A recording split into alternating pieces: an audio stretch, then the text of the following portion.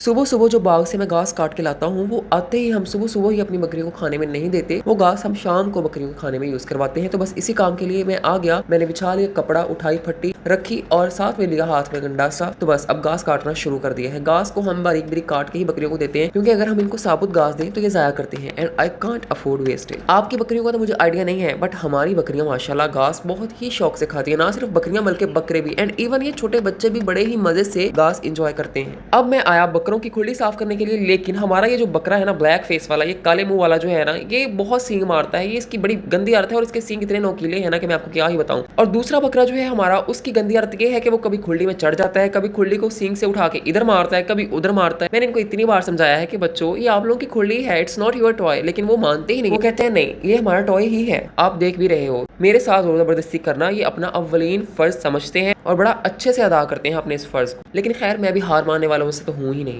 मैं भी अपना काम करके ही रहूंगा, चाहे मुझे इनका कान पकड़ना पड़े या फिर इनका सींग पकड़ना पड़े। मैंने अपना काम करना ही होता है। खुले की सफाई के बाद मैं घास ले आया और अपने बकरों को सबसे पहले मैंने घास दिया है, फिर मैं अपनी बकरियों के लिए घास ले आया हूँ। जब मैं इनको घास दे रहा होता हूँ ना, तो मुझे ऐसी फीलिंग आ रही होती है जैसे मैं भैंसों को घास डाल रहा हूँ। तो इंशाल्लाह मेरी ये विश भी पूरी होगी। एक दिन मेरे पास बहुत सारी भैंसें, बहुत सारी गायें होंगी इंशाल्लाह, और मैं प्रॉपर सेटअप उनका करूंगा इंशाल्लाह। इंशाल्लाह आप लोगों की दुआएं चाहिए। बस ये नागरिक के बच्चे जो है ना, ये इस तरफ आ जाते हैं, बहुत आके यहाँ गंद मचाते हैं और फिर मुझे काम भी नहीं करने देते। इनको मैं दूसरी साइड छोड़ आया हूँ। तो बस फिर जी, अब हम कर लेते हैं क्लीनिंग। क्लीनिंग करते हुए आपको मैं बताऊं कि भी आप लोगों के कमेंट्स, आप लोगों की दुआएं माशाल्लाह इतनी अच्छी अच्छी मुझे रिसीव हो रही हैं। बहुत सी फैमिलीज मुझे फोन करके, टेक्स्ट करके बता रही हैं कि भाई आपकी वीडियोस देख के हमें बड़ी मोटिवेशन आ रही है कि हम भी गोट फार्मिंग करें। कुछ लोग मुझे ये कहते हैं कि आपका कंटेंट बहुत यूनिक है, we are liking so much. और आप लोगों की बेस्ट विशेस पढ़ के, आप लोगों से वसूल करके, यकीन करें मुझ में बड़ी इंकरेजमेंट आती है। थैंक यू सो मच, आप लोग इतना सपोर्ट कर रहे हो और आप लोगों की सपोर्ट से मेरा दिल चाहता है कि मैं अपना काम और एफिशिएंटली करूं। And I am telling you कि ये एक बहुत ही अच्छा हॉबी है।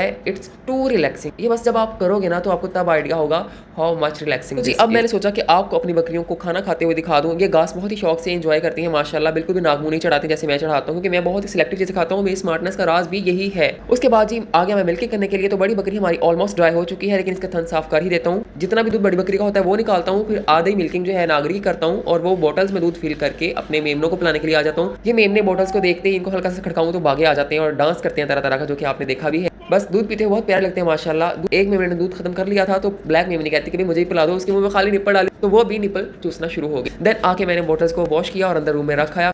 फिर नागरी की हाफ मिल्किंग रह गई थी, उसको मैंने बाल्टी में दूध निकाल लिया और अब मैं ये बाल्टी अपने पर्दे पे रख के आऊंगा, क्योंकि कुछ दिन पहले ही हमारे छोटे मेमनू ने सारे का सारा दूध नागरी का गिरा दिया। तो मुझे बड़ा अच्छा लेसन मिल चुका है, क्योंकि इतना महंगा दूध और इतना अच्छा दूध मैं बिल्कुल भी वेस्ट नहीं कर सकता।